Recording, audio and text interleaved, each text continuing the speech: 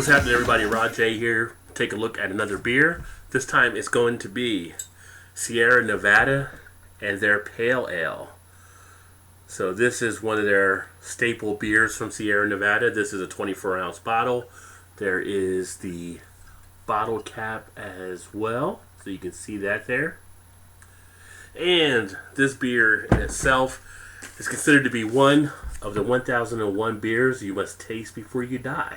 So it is listed in that book as well if you follow that.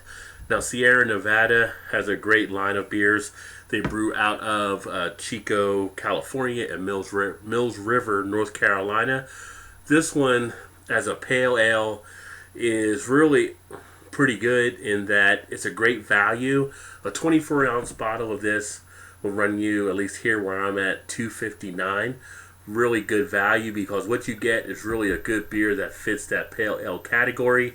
If you look at an IPA, something like their Torpedo is another one. I think that usually runs around $2.99 for the same type of bottle.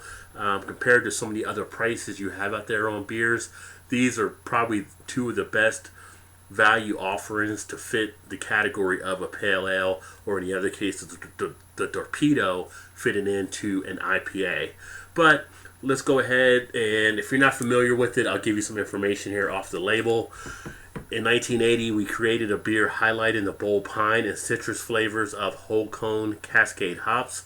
Today, our all-natural bottle-conditioned pale ale is recognized worldwide as a classic. They also mention on here, Sierra Nevada Pale Ale is a completely natural ale brewed with the finest malted barley, whole cone hops, brewer's yeast, and pure water. Each bottle is conditioned naturally, creating a unique and flavorful ale. So have had this one numerous times in the past. Have been very pleased. I just have never done a review on it. So let's go ahead and get this into a glass so we can check it out. Hey, how you doing?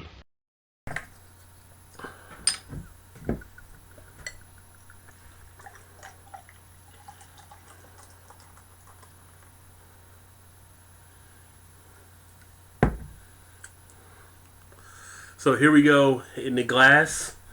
Nice golden yellow that we have for a tint on this one, which you would expect on a pale ale.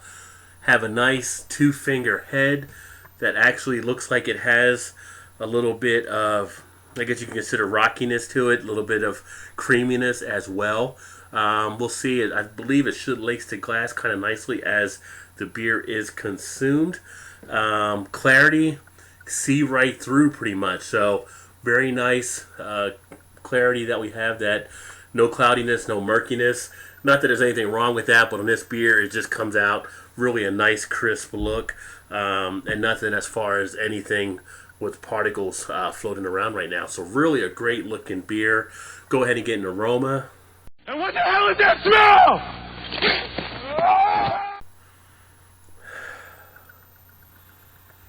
With the aroma, you get that pine and hops that they talk about on the bottle.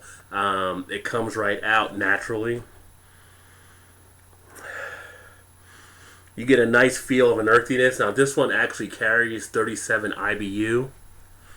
So we do expect to have a little bit of that hoppiness taking place, but not an overbearing of the hoppiness. And it just delivers that nice upfront smell that you would expect to have. A little bit of the pine, a little bit of the resin, kind of giving that little bit of a dankness as well. But let's go in and get the taste. I do want to know what it tastes like.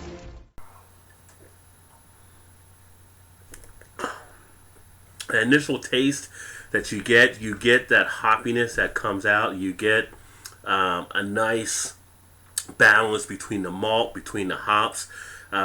Nothing where it's overly bitter, nothing where it's overly sweet. It's really a nice crisp balance. You get a dryness as far as texture. You get a nice finish that has probably about a short to average duration. And on the back end of it, you're not getting the heavy astringency either. So on the end of the finish, you're not having that sensation where you have that puckering with a lot more of the stronger pale ales or the IPAs. This is a good beer if you're going to introduce someone into the pale ale class.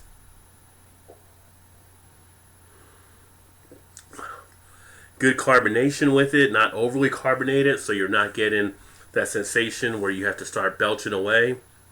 It sits very well. No metallic feel on the back end, no chalky. I mean, it's just solid, smooth, balanced from start to finish. So, what do I think about this beer overall? I want the truth! You can't handle the truth! Well, overall, I think it is a great looking beer, as we can see by the appearance. We now have some of the lacing taking place on the glass. Nice clarity, perfect color, everything you would expect to have there. As far as the aroma, you get the nice freshness of the hops. You get that pineness, that spruce, that resin, that dankness you want to have on a pale ale. And as far as taste, you're getting a smooth balance of malt and hops to deliver a great sensation that you take in. It delivers a great mouthfeel.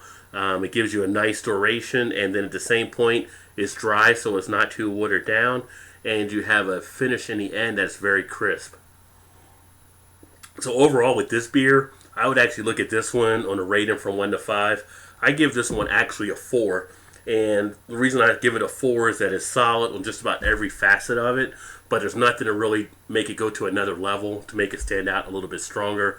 With some of the other pale ales that are out there now, you have more things done with maybe citrus or the floral type items where it brings out a little bit more of the flavor. And so, as a solid staple for the pale ale area, I think this is actually one that does fit.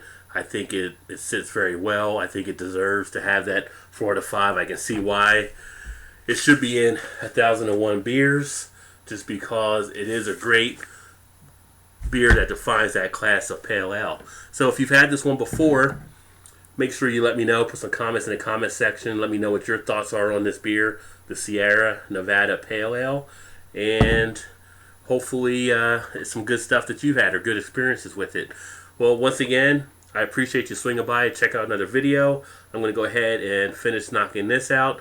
If you like what you saw, make sure you hit that like button, and of course, make sure you subscribe to stay up to speed on other videos as they're done.